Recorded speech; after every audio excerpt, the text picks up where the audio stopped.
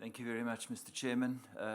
The problem with being the last speaker is you kind of feel rather intimidated by everyone that's gone before. And when you see the fancy overheads and things that have been shown here this morning, then you think, I've just got 3 pieces of paper here, so you're going to have to bear with me a little bit this morning. You know, the other problem with being the last speaker is I realized Isak and I should have compared notes before we got here, because a lot of what he said, I was going to say in a slightly different way. So just bear with me. I'll be as brief as possible. But this Congress theme is back to the future. And I was asked to speak on behalf of SAWAMBA, a wool buyer perspective post-COVID. Now, I've had the fortune or misfortune of being chairman of SAWAMBA for the last 3 years. I was elected chairman in August 2019. And no sooner had I become chairman than we started hearing about this virus that had broken out in December in China. And we had FMD, the first outbreak, and we had cancellations of auctions and all sorts of things. So August 2020, I had to do a chairman's report. And I went and looked back at the chairman's report, and I've just taken a small extract from it, which I'm just going to read to you. I said the following in August 2020. It's interesting to note that the similarly devastating Spanish flu in 1918 ended by gradually mutating into a milder, less deadly form. And then I said this, perhaps in time the same will happen with COVID-19, and our current so-called new normal will not be normal at all. At the beginning of the conference, we heard that this is the first time in 3 years we've really been able to get together as a bigger group. The other interesting thing that I found, you know, back to the future and looking back and forward, if you look at the Spanish flu, and I went and did some research on it, that's why I was able to make the statement that I've just read to you. The Spanish flu followed the First World War in 1918. And so what happens after COVID? Another war in Europe. History kind of has a way of repeating itself in one form or another.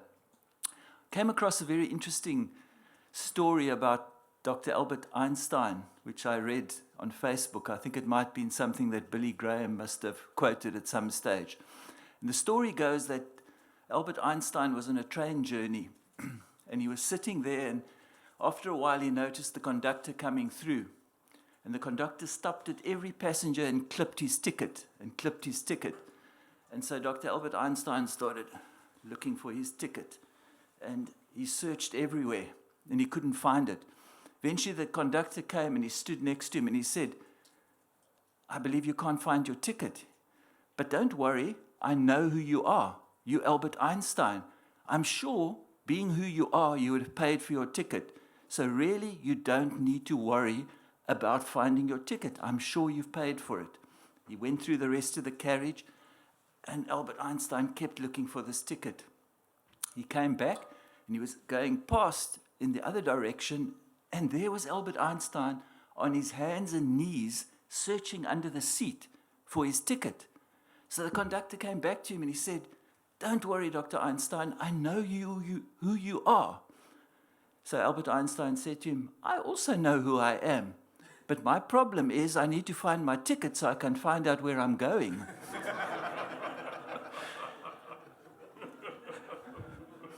And so the real quote of my little talk this morning is, we're on a journey. As far as the world is concerned, we're on a journey without a clear vision of our destination. We're on a journey, but we really don't have a clear vision of where we're going.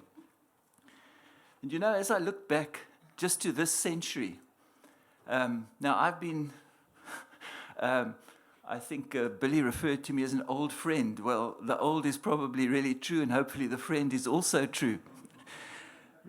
But I've been around for a while, and I remember the 70s, 80s, and 90s, where we had this thing that Isak referred to earlier called inflation. And then the turn of the century came, and just before the year 2000 came, everyone decided that the internet was the future, and internet companies just started all over the world.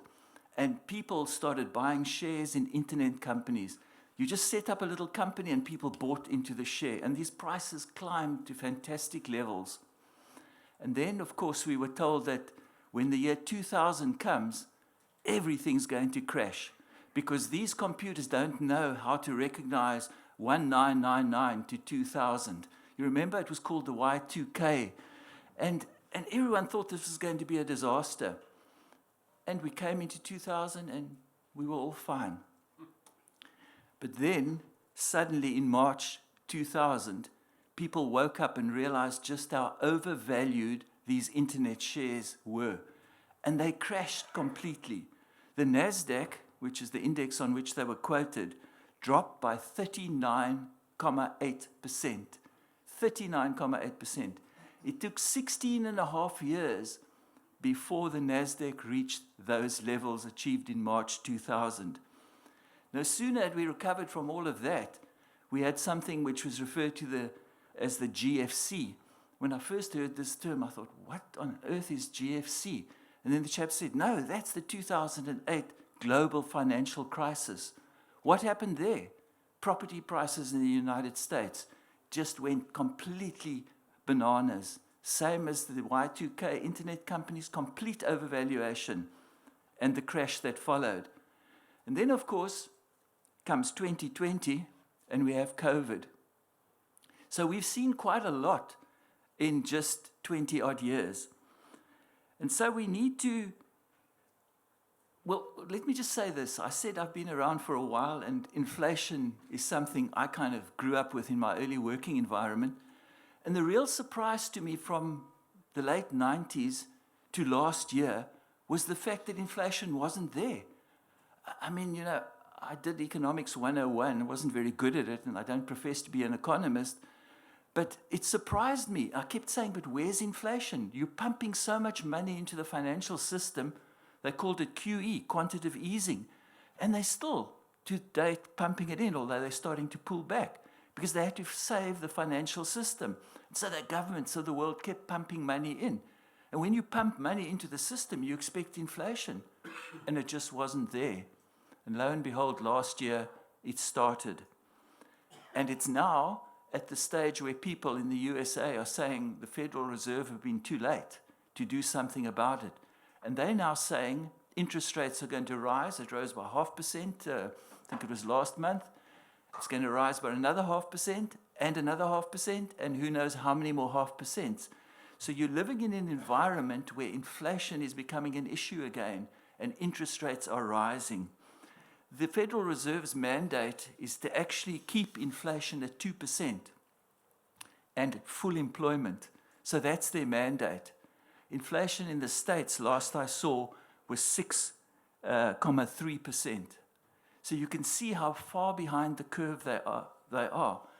And you know, the interesting thing about the States is their problem is not like our problem. Their problem is there are 2 jobs for every 1 person looking for a job. We've got exactly the inverse of that problem. So that's the problem in the United States. And why do I mention the United States? Because unfortunately, or fortunately, they're still the biggest economy in the world. They are the consumer of our products, which are manufactured elsewhere and then imported into China. From China into the USA. And this old adage of when the USA sneezes, or their stock market sneezes, the rest of the world catches a cold, is still very valid. So we need to be aware of what's happening there. Then the other country I quickly want to touch on is China. And we heard about that this morning, and again, the FMD problems we're having there. 80% of our wool goes to China, so it's a problem when they ban our wool because of FMD. Then there's the shipping problems. And the Chinese, with a lockdown, I saw on the news last night that Shanghai is opening now for the first time in 2 months. A 2-month lockdown that was supposed to last 9 days, where they actually went and nailed people's doors closed in apartments so they couldn't get out. People were literally starving. This is the China that we're trying to deal with and trying to speak to. about FMD. So you can understand that their lockdown and their COVID problem was more on their minds than our FMD problem. So, DG, thank you very much. I really appreciated your words earlier today. It's very important that we get this sorted out for the wool industry. And I was really pleased and grateful to hear that you really understand what's going on. And for that, I thank you. Then Isak mentioned the other country I wanted to touch on, and that's Europe. You know, the Europeans haven't seen inflation since 2002 when the euro was introduced. Now suddenly they're battling with inflation. Their last figure was 8.1%. What does this tell me? We've got rising inflation. What does this happen in South Africa? We've got rising inflation. As Isak said, we've got interest rates that will go up. So what can I tell you with a certainty? You know as much as I do about petrol prices going up, diesel prices going up, your input costs going. We are going to be battling inflation for the next year or two and rising interest rates. So that's something that we need to take real account for. But you know, that's the world situation. And as far as the world situation is concerned, as I've said, we're on a journey. The destination is uncertain. But I think we've got more clarity when it comes to our product, when it comes to our woolen product. Albert Einstein had a ticket, a one-way ticket or maybe a return ticket to a destination that he was trying to remember as an absent-minded professor where he was going. But you know what? I tried to work out what the opposite of that sort of ticket was, and I've just called it an open ticket. We as the wool people today in this industry have an open ticket. We've got so many options coming our way. You've got the option of taking your wool to the auction. The auction will continue. The auction will always be the important yardstick for wool prices, both in Australia and South Africa. But with the audits, with the standards, with full traceability, with a blockchain, with the brands and the retailers wanting to meet directly with farmers and see where the consumer wants to see where his product's coming from, we have so many opportunities opening up to us. You know, we got to get ahead of the game. We are ahead of the game as far as what we're doing in this country is concerned compared to, for example, Australia. That's my firm belief. But the trick is to stay ahead. And you're going to have options going forward, selling directly, contracting forward. We've got a wonderful product that's sought after, and as Isak said, if we tell the story well and we're continuing telling it, then we have opportunities and we have more certainty of where we are going. Professor Kirsten quoted something that intrigued me yesterday when he said that in real terms, from 2012 to 2022, wool prices have gone up by 200% in real terms. That's fantastic. That's inflation beating. We have a product that will keep pace and better than inflation. So I'm optimistic about the future. Wool prices, if you look even in these difficult times, have moved steadily sideways, gone a little bit up, gone a little bit down. And this is where the only thing I've got in common with an economist is I can say on the one hand and on the other hand, and then I can also say it'll go up and it'll go down, but not necessarily in that order. Thank you very much.